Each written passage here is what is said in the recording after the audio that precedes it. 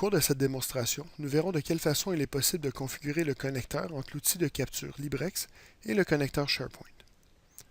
Tout d'abord, je vais vous démontrer l'état du système SharePoint où les documents ont été transférés depuis LibreX.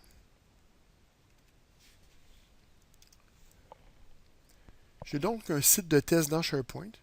Si je visite la librairie documentaire, nous pourrons voir que les documents ont été transférés sous un dossier de dossier étudiant. Puis, un dossier a été créé par étudiant à cette université fictive utilisée pour la démonstration. Si j'ouvre l'un de ces dossiers, on peut voir que certains d'entre eux ont été transférés sous le dossier Admission, puis d'autres directement sous le dossier de l'étudiant. Nous avons donc l'ensemble de ces documents ayant été capturés dans LibreX puis transférés vers SharePoint. Si vous voulez voir la numérisation de documents papier ou la capture de documents électroniques dans LibreX, puis leur transfert vers SharePoint en action, je vous invite à visionner nos autres démonstrations sur YouTube à notre chaîne youtube.com/coriumsoft. Vous pourrez voir de quelle façon ce contenu a été produit et ajouté dans SharePoint. Je vais donc visiter notre système LibreX pour voir cette configuration du système. Je lance le système LibreX. Je me connecte manuellement, mais je pourrais aussi être connecté à travers un Active Directory. J'arrive à mon tableau de bord d'administrateur et je vais lancer la fenêtre d'administration du système. Notre objectif dans LibreX est de rendre la configuration du système aussi simple que possible et de permettre à un administrateur de s'en charger sans avoir à impliquer un développeur pour chacune des configurations sur les types de contenus. Dans mon administration, j'ai donc une section réservée aux contrôleurs vers SharePoint. 4 onglets sont disponibles. Tout d'abord, l'onglet Général où une connexion est définie. Pour la connexion, je n'ai qu'à définir un objet connexion et définir un objet SharePoint où un chemin HTTP sera créé vers l'adresse URL de mon serveur SharePoint. Dans ce cas-ci, il s'agit simplement d'un serveur virtuel qui est hébergé sur mon ordinateur portable pour la démonstration. J'entre donc l'adresse de ce serveur, puis un utilisateur et un mot de passe pour cette connexion. Si je reviens à mon contrôleur SharePoint, premièrement, les onglets Paramètres des travaux sont simplement les configurations système du contrôleur de synchronisation. Par exemple, on définit le nombre d'essais, ou encore on définit, en cas d'erreur de transmission, à qui devrais-je envoyer la notification, au propriétaire, ou encore à un groupe d'administrateurs du système, ou à personne tout simplement. Par la suite, l'onglet Contrôleur réfère également à des paramètres système. Donc, par exemple, est-ce que je veux un démarrage automatique du contrôleur, ou encore un démarrage manuel suite au démarrage de LibreX. L'onglet le plus important est l'onglet Synchronisation.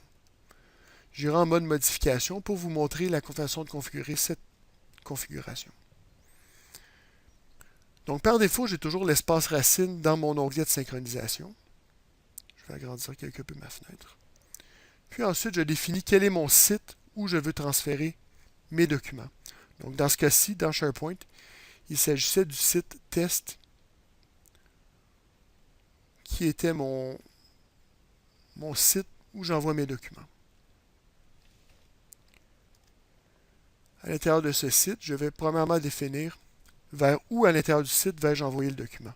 Donc, vers la collection d'images, les templates, les workflow tasks, les tasks, ou généralement vers les documents dans ce cas-ci. Donc, si j'ouvre ici, on pourra voir ici par la suite le dossier étudiant. Il s'agit vraiment de la référence à ce dossier ici comme tel. Donc, le comportement adopté par LibreX, au transfert d'un premier document, il va retracer toute l'arborescence des dossiers à créer et va l'écrire au besoin.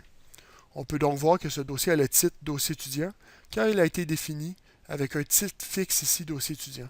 Nous verrons un peu plus bas dans la hiérarchie divers contrôles pour définir le titre de nos dossiers. Ensuite, au niveau inférieur, le niveau étudiant, ce niveau correspond à l'ensemble des dossiers étudiants comme tel. Donc, matricule, nom, prénom. De quelle façon ceci a-t-il été défini? Avec des scripts ou en fait une nomenclature pour définir ce dossier. Donc, j'ai mon titre ici. Et avec cette règle de nom, je peux définir en allant chercher toutes mes propriétés LibreX pour nommer le dossier. Donc, matricule, nom et prénom. Au besoin, on peut référer à l'aide en ligne qui permet de voir de quelle façon ceci peut être configuré. Il s'agit donc d'une aide qui permet de guider l'administrateur pour faire cette configuration de ces dossiers. Avec des conversions de valeurs possibles et un ensemble de fonctions possibles pour créer ces dossiers. J'aurais également pu définir un script pour aller à un niveau supérieur, par exemple un script Java ici que je pourrais connecter pour aller dire aller interroger un système externe et définir un titre ou non de façon dynamique comme tel. Par la suite, si un dossier existe déjà du même nom, est-ce que je veux réutiliser ce même dossier? Donc, si j'envoie plusieurs dossiers pour un certain étudiant, est-ce que je veux aller positionner des documents subséquents dans le même dossier? Ou encore, je peux utiliser certaines valeurs de propriété pour définir si je vais le positionner dans le même dossier ou non. Dans le cas où un nouveau dossier doit être créé, la politique par défaut est d'utiliser le même titre avec un numéro de séquence, donc 2 entre parenthèses, 3 entre parenthèses au besoin. Ensuite, je peux définir d'assigner ou non des propriétés directement au niveau du dossier. Dans ce cas-ci, j'ai assigné les propriétés matricule, nom et prénom vers les propriétés SharePoint du même nom. On peut voir ici la correspondance SharePoint me donne l'ensemble des propriétés disponibles dans SharePoint, incluant les propriétés système et mes propriétés utilisateurs que j'ai été y créer. Il s'agit donc d'une connexion directe au système SharePoint qui me retourne la liste des valeurs disponibles. Ici, j'ai l'ensemble de mes propriétés LibreX pour faire la correspondance 1 à 1, incluant les propriétés système encore une fois. Je peux également définir ici un convertisseur pour dire par exemple tout définir en lettres majuscules ou encore ajouter un certain format comme tel ou ajouter une certaine conversion de valeur au moment de transférer la propriété. Donc, par exemple, si j'ai une date, un certain format dans LibreX et je veux la transférer d'un autre format dans SharePoint, c'est ici que je vais définir cette configuration. Est-ce que je vais écraser les propriétés si elles sont vides?